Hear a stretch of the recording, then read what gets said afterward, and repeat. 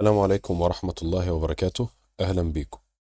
النهاردة إن شاء الله بنكمل الفيديو الثالث والفيديو الأخير من السلسلة الصغيرة اللي احنا عاملينها جوه الكورس بتاعت الانتي ديتكشن ميثودز اللي بنستخدمها معانا. والنهاردة هنتكلم عن حاجتين. الحاجة الأولانية إزاي بنعدي الكابتشا، والحاجة التانية إزاي بنعمل براوزر فينجر برينت، ألا وهو ان احنا رايحين على الموقع باستخدام مكتبة بلاي رايت او سيلينيوم. ازاي الموقع ده يتأكد من اننا بنستخدم براوزر مش بنستخدم سكريبت وجايين له من كود برمجي. وعندنا موقع حلو جدا هيخلينا نتأكد، ويخلينا هوريك قدام عينك ازاي الموقع اللي قدامك بيشوفك، سواء انت كنت سكريبت او الطرق اللي هنزودها على السكريبت بحيث ان هو يخليني زي البراوزر بالظبط. تمام. طيب هنتكلم اول حاجة عندنا وهي الايه الكابتشا. انت دلوقتي يا عم الناس رحت ظبطت كل حاجة، استخدمت اليوزر ايجنت بتاعك، استخدمت البروكسي بتاعك. تمام. بس جيت مثلا في موقع زي تيك توك، موقع بيستخدم الكابتشا، لقيت بعد 500 ريكوست لقيته بيقول لك ايه؟ اما نوت روبوت اهي اللي بتيجي قدامك. انا لست روبوت، اثبت لي بقى. خلاص كده الموقع وقف. اعدي دي ازاي؟ اعدي ام نوت روبوت دي ازاي؟ او بتظهر لي بالشكل ده كده، اللي هي دي الكابتشا بتاعت جوجل يعني اهي، اللي هي ام نوت روبوت. هنا مثلا بنفس الطريقه دي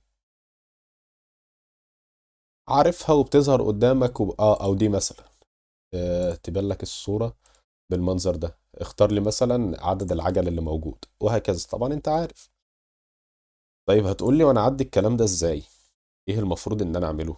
هقول لك هو انت معاك حل من اتنين.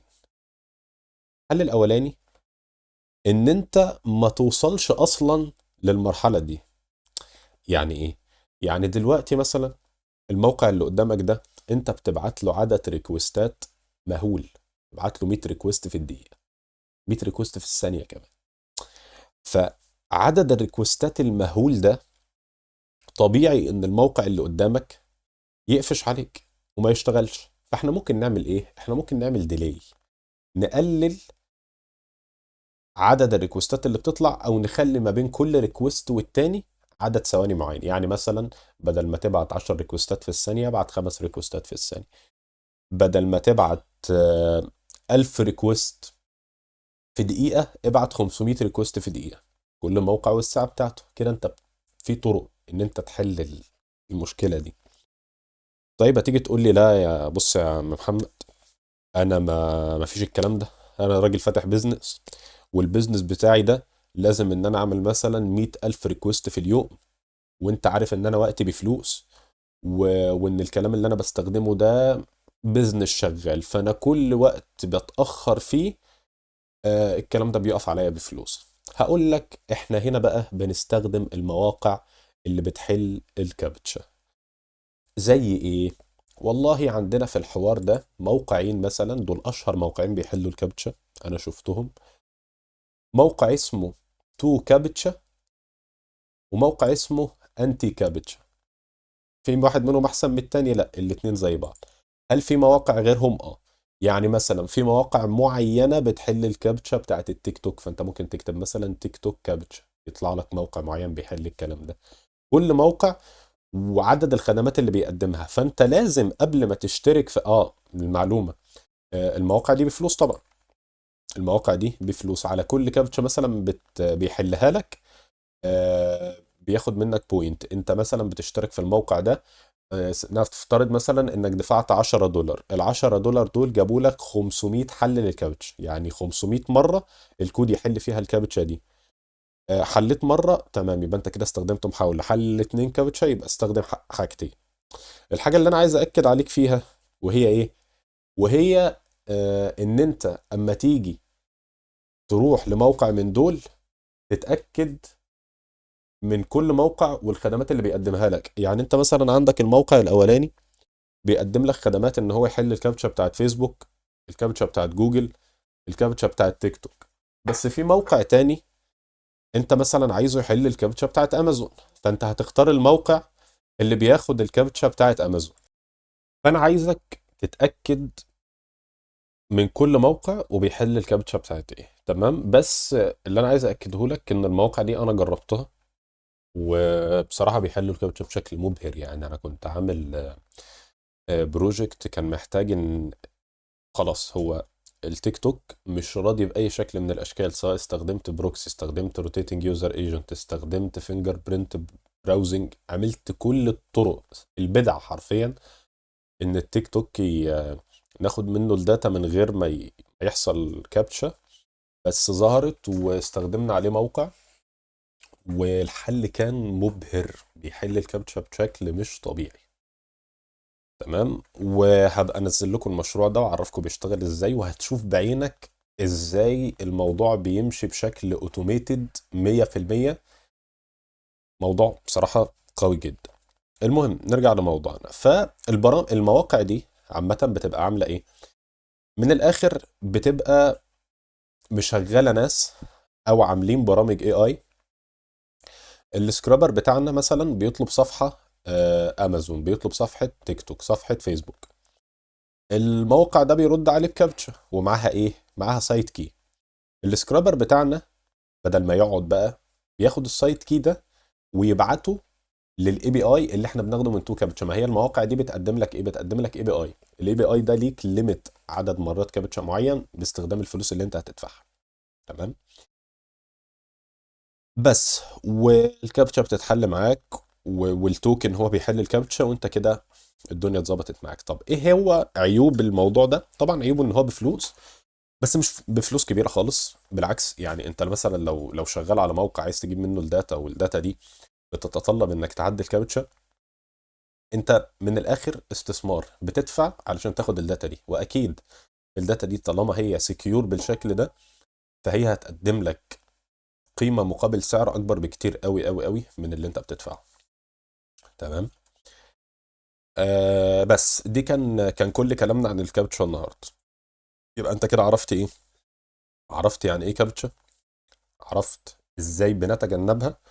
طيب لو ما عرفناش ان احنا نتجنبها ومحتاجين ان احنا البيزنس بتاعنا عايز ريكوستات كتير، وعايز ان احنا نخش الدقيقه بفلوس، فاحنا ساعتها هنضطر ان احنا نروح للمواقع اللي بتحل الكابتشا. واشهر اتنين قلت لك عليهم اهو، وانت ممكن تبحث عن اي. يعني مثلا لو جينا هنا وقلنا مثلا تيك توك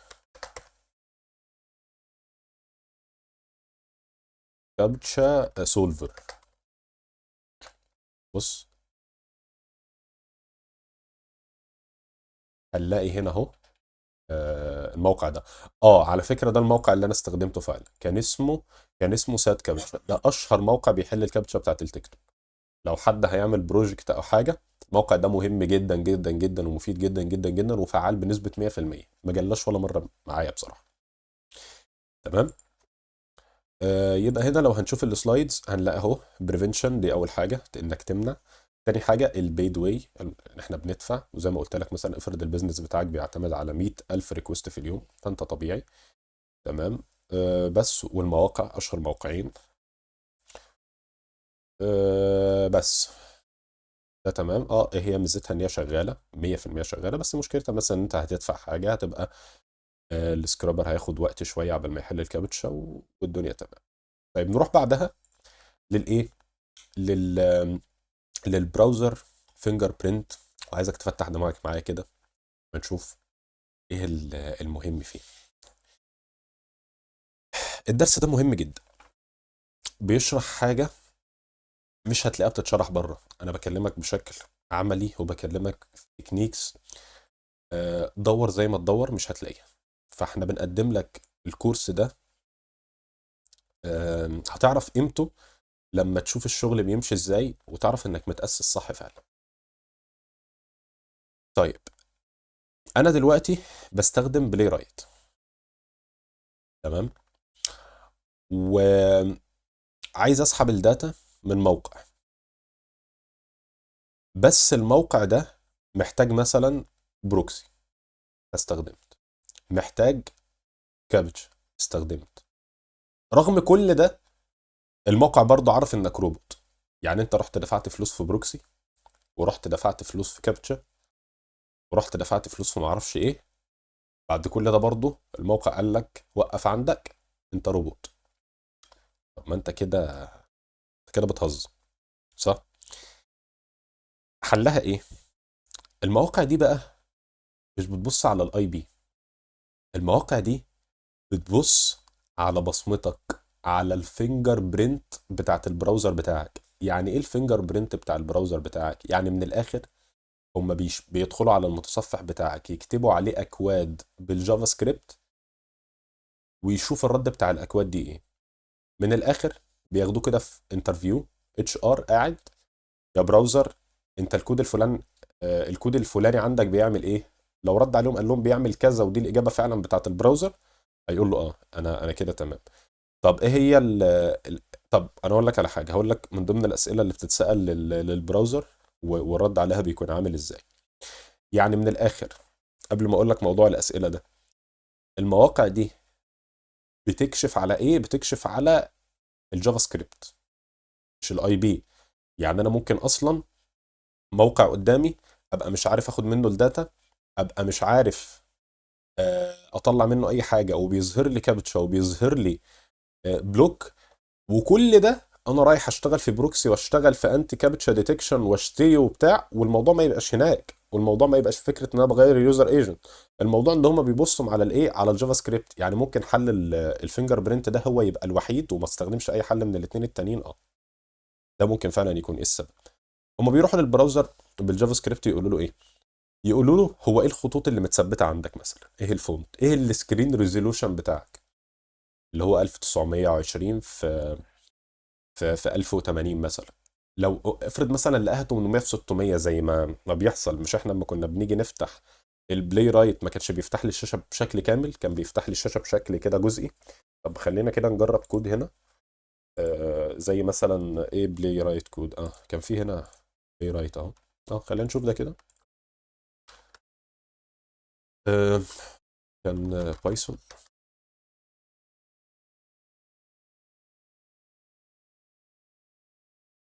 بلاي رايت. خلينا كده نشغله. بص كان بيشغلها ايه، 600 في 800 تقريبا، فده مش منطقي. معناها كده ان انت ايه، ان انت بوت، ان انت جاي من كود. تمام. طيب ايه تاني ممكن مثلا يقول له كارت الشاشه اللي شغال عندك انت شغال هيدلس مود ولا لا؟ الاسئله دي كلها حله ايه؟ حله ايه؟ قال لك عندنا في سيلينيا، لا مش سيلينيا بقى، احنا شغالين بلاي رايت. عندنا في بلاي رايت شغالين بمكتبه اسمها بلاي رايت ستيلز. طيب بلاي رايت ستيلز دي بنستخدمها ازاي ككود، او هي بتعمل ايه؟ هتقول لي طب انا دلوقتي شغال سيلينيوم، هقول لك عندي مكتبه اسمها undetected chrome driver لو انت شغال سيلينيوم. ولو عايزين ان انا اعمل لكم المشاريع اللي احنا عملناها دي باستخدام سيلينيوم، انا ممكن اعملها عادي، ما عنديش اي مشكله. بس من وجهه نظري انت استخدامك لبلاي رايت احسن بكتير جدا جدا من استخدام سيلينيوم. سيلينيوم قديمه شويه، انما بلاي رايت هي المكتبه الحديثه، هي اللي فيها كل مميزات سيلينيوم، بل اكتر من سيلينيوم بكتير، لان هي اللي بينزل لها ابديت. فدلوقتي المكتبه اللي هي موجوده عندي في بلاي رايت اللي اسمها بلاي رايت ستيلز دي، اللي هو الايه، الستيلز مود. طيب بتعمل ايه؟ المكتبه دي بتروح للمتصفح وتمنع كل العلامات اللي بتدل انك روبوت. طب بص، آه انت متوهني، انت متوهني ومش معرفني يعني ايه العلامات اللي بتدل انك روبوت. طب الموقع ده بيعمل ايه، ولا بيروح فين، ولا يجي منين؟ انا مش فاهمك. انا هقول لك حقك، انا محتاج منك تطبيق عملي يبين لي اللي انت بتعمله ده، او الموقع ازاي وايه اللي بيبان له. هقول لك عندي موقع اسمه، اقول لك اسمه بوت دوت ساني سوفت دوت كوم. افتح كده. تمام. ده الموقع يظهر معاك بالايه، بالشكل ده. خلينا نشغله على ايه؟ خلينا نشغله على على كروم، علشان هنا هو اصلا كروم، هو مفيش كروم. تمام، هو مفيش كروم. هو طبعا كروم هنا ميسنج. طب ما احنا ممكن نشغله زي ما احنا، ما فيهوش مشاكل. ايه القصه؟ قال لك الويب درايفر. هي القصه عندنا هنا في الويب درايفر اخضر وبازد، والويب درايفر ادفانسد اخضر وبازد. ده معناه ايه؟ ده معناه ان احنا مش بوت، ده معناه ان احنا فاتحين من ايه؟ من براوزر. طب ما تيجي نجربه عندنا في الكود اللي هو بتاع بلاي رايت، ونشوف الموقع ده هيظهر لنا ايه، وبعدين نستخدم التكنيك بتاعنا اللي هو ستيلز، ونشوف هيظهر لنا ايه. ودي اخر حاجه في الفيديو، مش هنطول عليك. تمام. طيب خلينا نروح للايه، لبلاي رايت، للكود بتاعنا. طيب زي ما اتعودنا احنا بنقول له ايه؟ احنا بنقول له from play right dot sync underscore API. احنا هنimport sync underscore play right. وعلمتك احنا ليه بناخد sync underscore play right بدل ما نستخدم بلاي رايت بس. لان ده بيبقى بسبب ايه؟ ان سينك اندرسكور بلاي رايت بتشغل الكود سطر سطر، وتشوف السطر الاولاني الاول اشتغل ولا لا، وبعدين تدخل على السطر الثاني، وبعدين تدخل على السطر اللي بعده، وبعدين تدخل على السطر اللي بعده. انما بلاي رايت اللي لوحدها ما بتعملش كده، فده ممكن ياثر لي على الكود بتاعي. تمام. وهم هنimport تايم. تمام. نبتدي بقى نشغل ايه؟ الفانكشن بتاعتنا. الفانكشن بتاعتنا هنسميها رن. تمام. وهنكتب الاكواد العاديه خالص. سوري. هنكتب الاكواد العاديه خالص بتاعت بلاي رايت بتاعتنا، اللي هي ايه؟ اللي هي براوزر بيساوي آه احنا نسينا نعمل حاجه. شوف نسينا نقول له with sync underscore playwright. افتح بتاعتك، هناخدها انها p واشتغلي معانا. وهنقول له ايه؟ هنقول له ان البراوزر بتاعنا بيساوي b دوت chromium دوت launch، ويبقى الهيدلس مود بتاعه false. تمام. الكونتكست بتاع الموقع هيبقى browser دوت new underscore context. البيج بتاعتي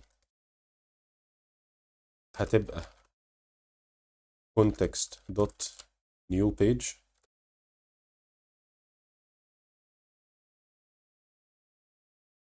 تمام.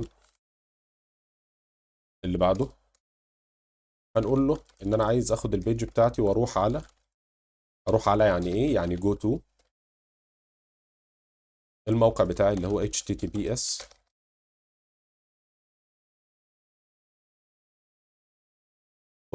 دوت sanisoft دوت كوم.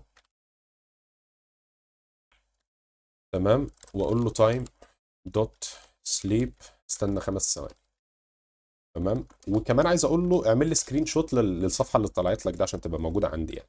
بيج دوت سكرين شوت، بتتكلم سكرين شوت. تمام. والباس بتاعك هيكون اسم الصورة detected مثلا، detected.png. تمام. وبعد ما تخلص ده هتقفل البراوزر، هيبقى براوزر دوت كلوز. تمام. بس وشغل الفانكشن بتاعتي، هقول له اف نيم. تمام. بتساوي المين، الكود العادي خالص اللي كنا بنستخدمه واحنا شغالين. تمام. هتعمل ايه؟ اعمل لي رن. خلينا كده نشغل اللي انا عملته ده. لا انا شغلت حاجة تانية خالص. سوري سوري. اهو بايثون، ودي اسمها ايه؟ اسمها بوت ديتكشن. تمام. شغل كده كده. قال لي نيو بيج دوت نيو بيج، دي فيها مشكلة. ايه؟ ايه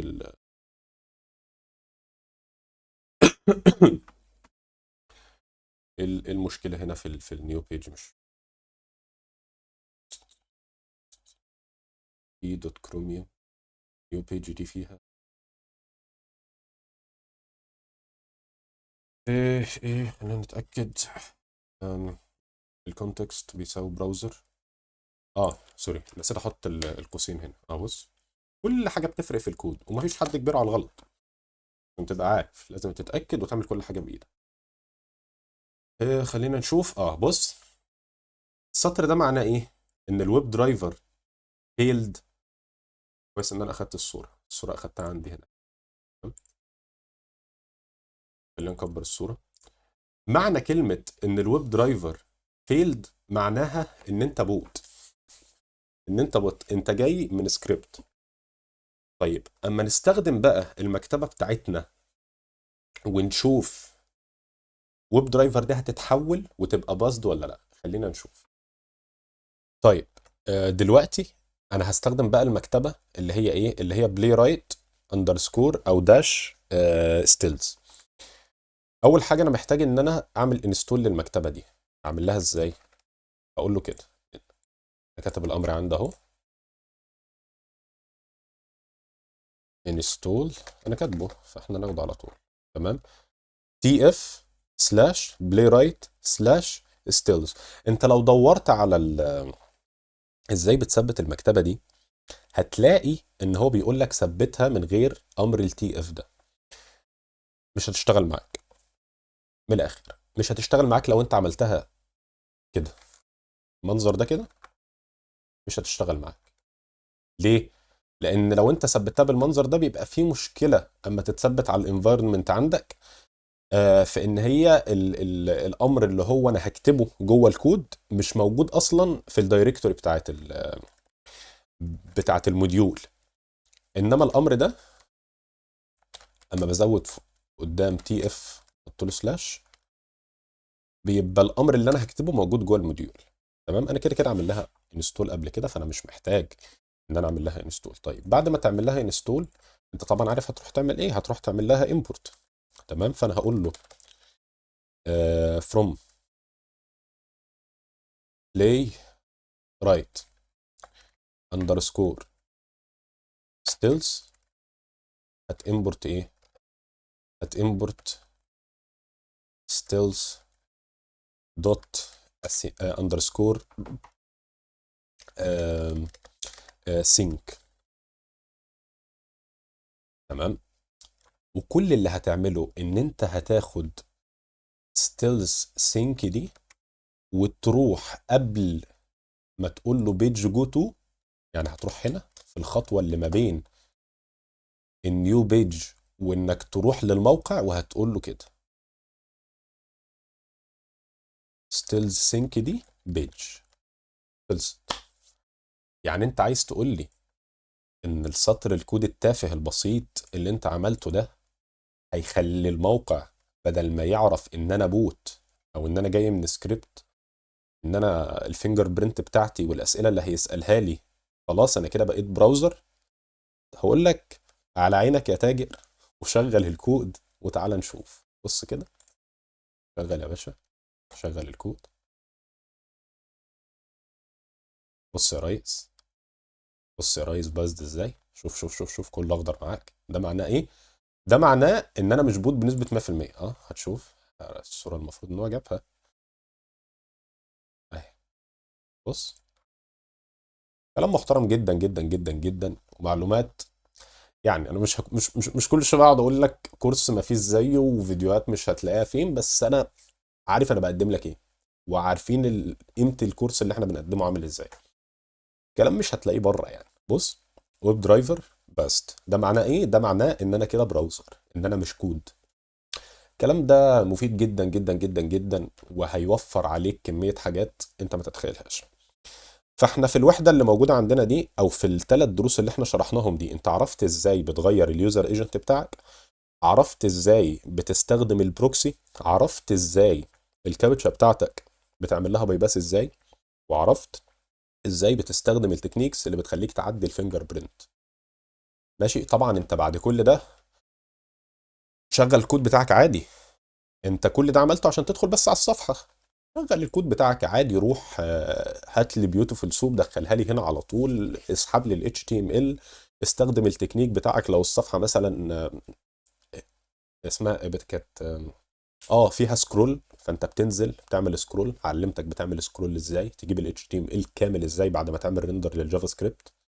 كل الكلام ده زوده عندك على الكود هنا عادي، مش هيقول لا. بس انا بعلمك تكنيك وازاي تعدي الكلام ده كله، وما يبانش للموقع ان انت سكريبت. فانت بتبقى بنسبة 100% ان شاء الله ما تاخدش بلوك، ما تاخدش بان، ما يحصلكش اي مشكلة. مكملين معاكم ان شاء الله في بقية الكورس، ما فاضلناش كتير، غالبا فاضل لنا فيديو او فيديوهين، ممكن اكتر من كده. بس ان شاء الله نحاول ان هو ما يزيدش عن كده يعني. بس ده كان كل حاجة النهاردة، مش عايز اطول عليكم، بقول لكم كل مرة كده مش عايز اطول عليكم، بس الفيديو بيسحب مننا ده لانه مليان معلومات وحاجات مهمة. الحاجات دي لو مش مهمة انا ما كنتش قلتها. تمام. اشوفكم ان شاء الله في فيديو جديد، والسلام عليكم.